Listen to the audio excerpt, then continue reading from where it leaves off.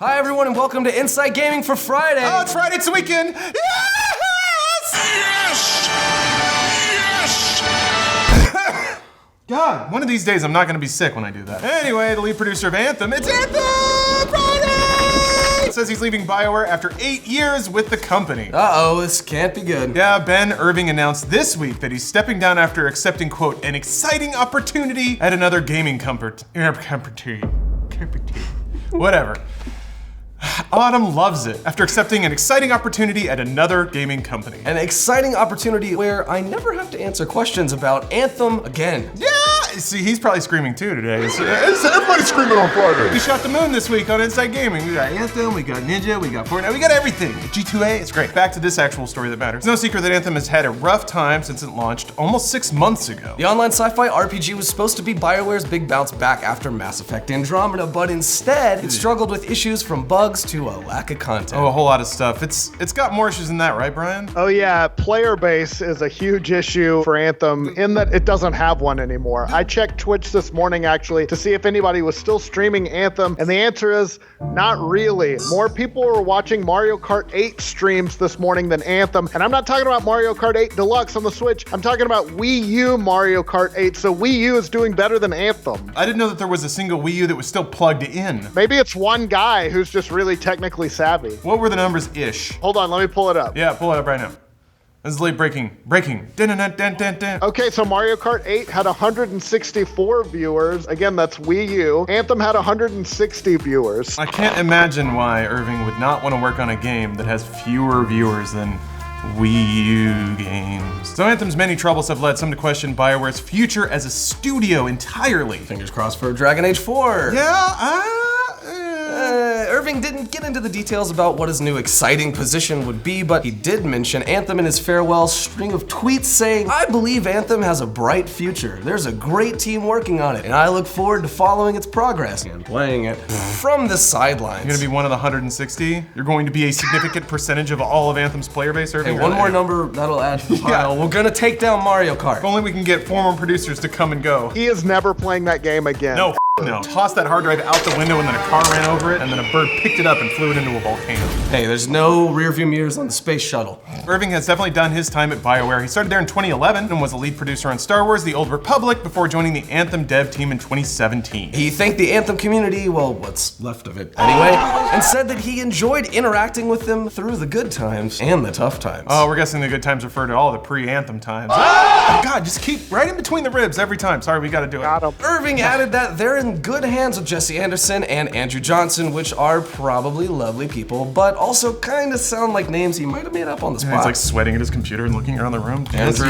Anderson, Bob Smithson, Johnson. As of right now, though, Bioware hasn't named a new lead producer to take Irving's place. So what does this mean for Anthem? It's a good question. Some think that Irving's departure means that EA and Bioware are cutting their losses on Anthem and moving on. Other higher-ups on the Anthem team include director Jonathan Warner, lead producer Michael Gamble, and an executive producer Mark Dara. They've all left the development team too, with Dara and Gamble moving on to Dragon Age 4. Like Dreadwolf Rises or whatever? Something. Anyway, it's not uncommon for that to happen after a big game ships. Leads move on to other things, like products they have to actually get out the door, and then maybe they move somebody a little junior onto the project after just to maintain it, make sure it's a good home for DLC, things like that. Anthem, though, isn't just a one-off deal. It's a live game service, which means that it needs a constant stream of fresh content, and that's where someone like Irving seemed to come in. What's the deal here? Like, Anthem got traded around a little bit, right, Brian? Yeah, so the background here is Irving was based out of Bioware's Austin office, while Anthem was primarily developed at the main Bioware studio in Edmonton. That's in good old Canada. After it launched, though, development responsibilities moved over to Austin because that branch has more experience with online games. Makes sense considering they did Star Wars: The Old Republic. Yeah, I remember there was even a little fighting drama going on in that Kotaku article of the Austin team being like, they're not listening to us and we made online games. Why do they think they know better? We did it! So yeah, Irving also leaves right after Anthem's much anticipated Cataclysm event. Yeah, it's gotten pretty mixed reviews. Some critics liked it, some others said it wasn't worth the wait. Boy, that's just Just stamp that right on the front of the box.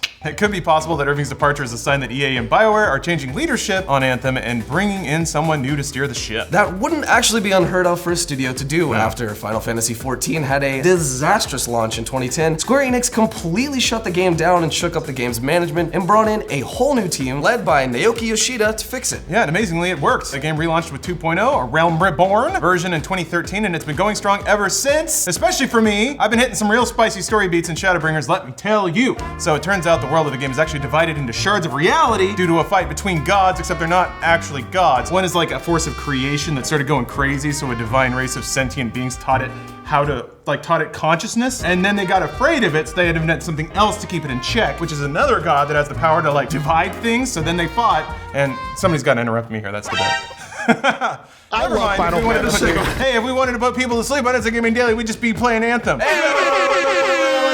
We could be looking at something similar here, right? Yeah, maybe. EA and Bioware could be thinking of completely rebooting the game like Square did with Final Fantasy XIV. Maybe they just told Irving to hit the bricks, but he's kind of acting like he resigned. That happens all the time. Sure it does, yeah. We're giving you the opportunity to tastefully leave before we fire your ass. There are a couple of other possibilities here too. Maybe Irving just wasn't excited about the prospect of dragging Anthem out of the grave for the next 4 years. This is a vibe I get talking to a few developers. It seems like a lot of game developers make their resumes and their careers off of the games they've shipped. You want to be on a big AAA game when it ships because that's what counts. That's what gets you in the credits. So provided Irving could have turned the game around, that's a pretty line item on a resume, but so is actually shipping a game, and Anthem is already shipped. So if Irving got an offer from another company to produce a project that's a year or two out from actually shipping, that's got to be more appealing than nannying a game that nobody's playing and nobody's really paying attention to. Except for us, we gotta fulfill our weekly Anthem quota. Damn right, every week. Can't slack on it. If you look at the content, you can see why Anthem might not be a passion project for Irving. We mentioned previously, Bioware Edmonton actually developed and launched the game, then moved it down to Bioware Austin, where it shifted into games as a service mode. Yeah, having a broken mess of a game dumped on your plate isn't the most enticing project to run with for years, especially if, again, speculation here, another company offers you a production role in a game that's shaping up to be not broken and busted, and something you can actually steer and launch correctly. That's all speculation. Yeah.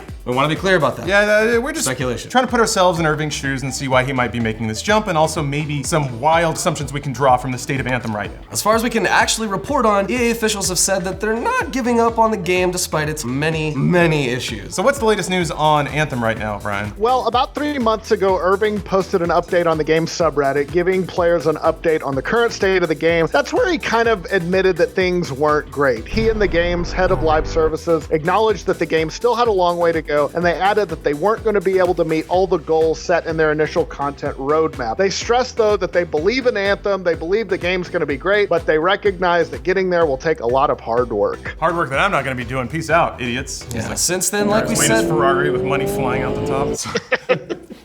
Keep cutting your bit off. I'm sorry. That's okay. Since then, like we said, the Cataclysm has rolled out, which is good for Anthem players, but it doesn't seem like it's been enough to draw people back in. I love that we can still say players because it is technically more than one. There will come a time when that's not true anymore. Yeah, the question now is whether or not EA has had enough. Yeah, we know that EA was expecting to sell 5 to 6 million copies of Anthem by the end of March. Obviously didn't hit that. According to our own fuzzy math, it probably sold between 3 and 3.6 million copies. Yeah, and CEO Andrew Wilson said in May that the launch of Anthem did not meet our expectations. Shocking. Did it meet anyone's expectations? Lukewarm take. But he added that EA is committed to supporting Anthem over the long term. Which is, boy, they should stop saying that. He said Bioware is focused on continued improvements. I'm doing a lot of air quotes here. Yeah, there's a lot. To Anthem, and that they're going to bring more content updates and in-game events that will enhance and expand the Anthem experience. What does it even mean? I can't stop taking cheap shots at this game. It's like anything would enhance and expand the experience. Anything other than, well, I guess they made it so you don't have to mall walk around Fort Tarsus now, so that's an enhancement, I guess. About a month later at E3, Irving said that Anthem's future is, quote, very bright. In the rearview mirror anyway, saying that, quote, we believe Anthem can be a very amazing game. We know we have some work to do. Some work. We have to make a game. Just that little part of making it a game part, just gotta drop that right in. Yeah, it's because it's a weekday. Yeah.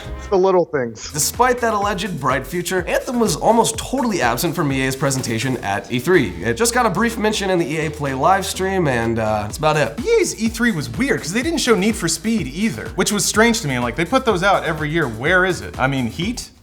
I'm into it, as long as it has first-person cutscenes.